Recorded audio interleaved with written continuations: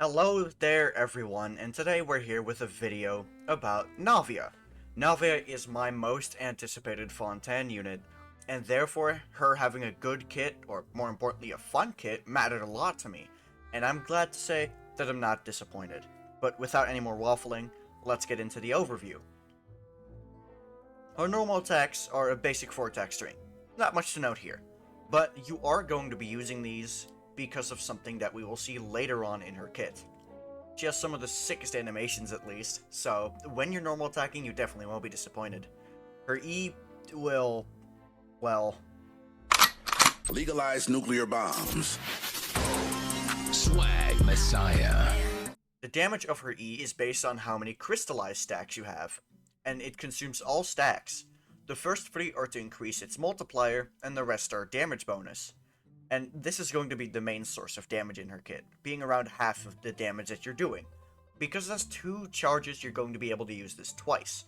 Her ult summons the might of the entire US military budget to carpet bomb the enemy.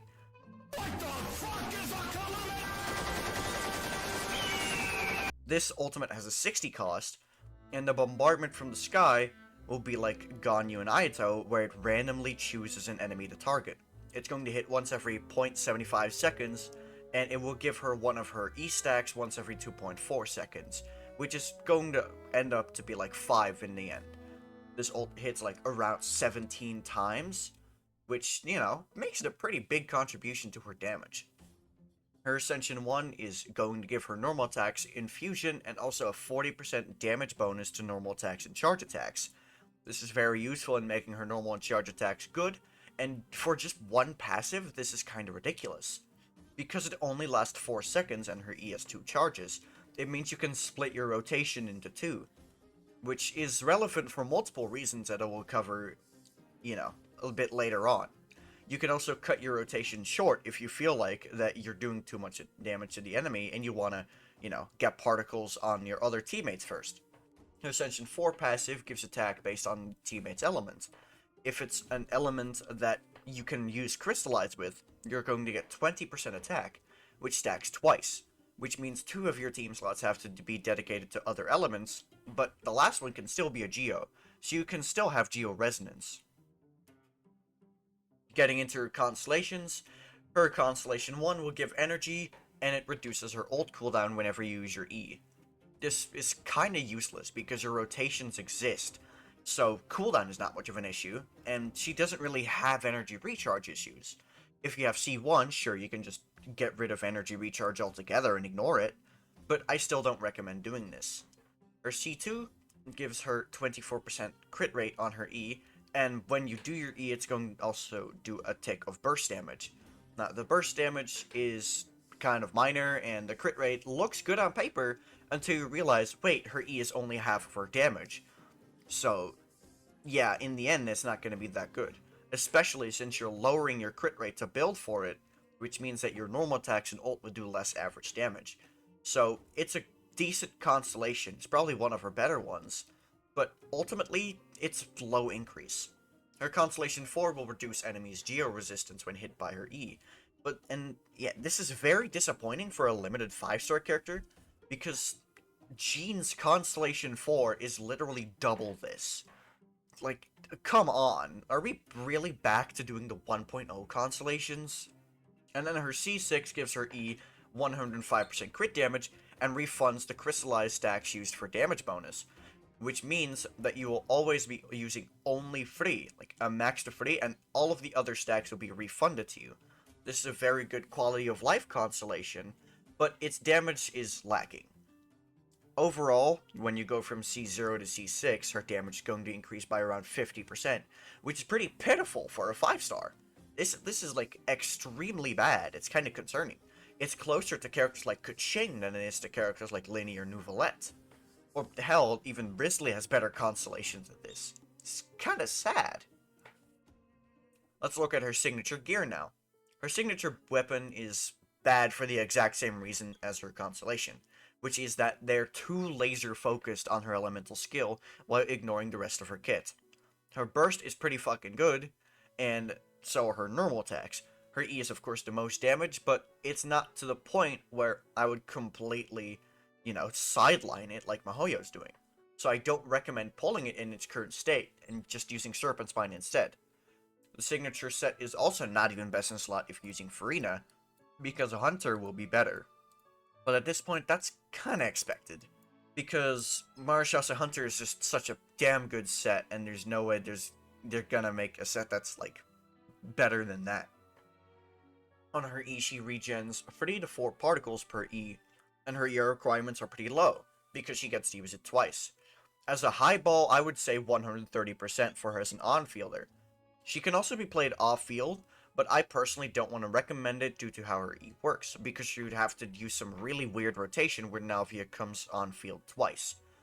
My one concern with her can be that Crystallized Generation is a bit goofy, because her best team is Furina, Ben, and Zhongli. It'll probably be fine, because Crystallize only takes half of a unit of the element, and Navia hits a lot, which means that she can abuse the hit rule. But it's still a concern that you need to pay attention to, because it's not like it doesn't exist. For her weapons, I'm going to recommend Serpent Spine, any of the 5-star except Skyward, and the best free-to-play weapon is Blacklift. There's also Tidal Shadow for if you don't want to go Blacklift, but yeah, they both exist. Obviously, you're going to build her with attack, geo, crit, and with substat priority going mainly to crit, attack percent, energy recharge. Her best team for her damage is going to be Furina, Ben, and Zhongli. Furina just gives a lot of damage bonus to the entire team, as well as doing a lot of damage herself. Ben is the best attack buffer in the game, so, makes sense that he'd get paired up with Navia. And then Zhongli, who creates Geo Resonance, and also his own shield, which reduces 20% Geo Resonance. Which means that you're going to get 40% Res Shred just out of having Zhongli in there alone.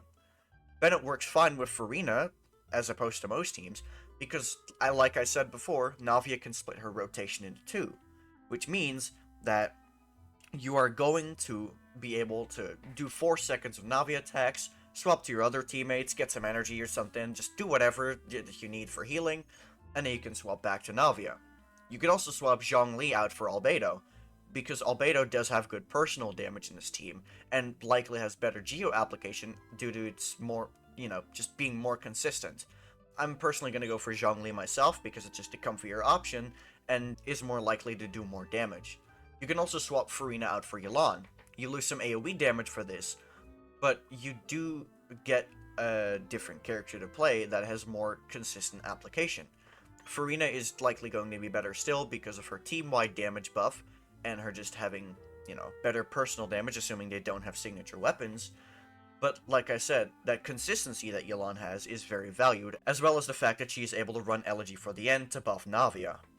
You can also use Navia as a Petra user who is played off-field for her burst. But I really hate this playstyle. You're kind of ignoring most of her damage.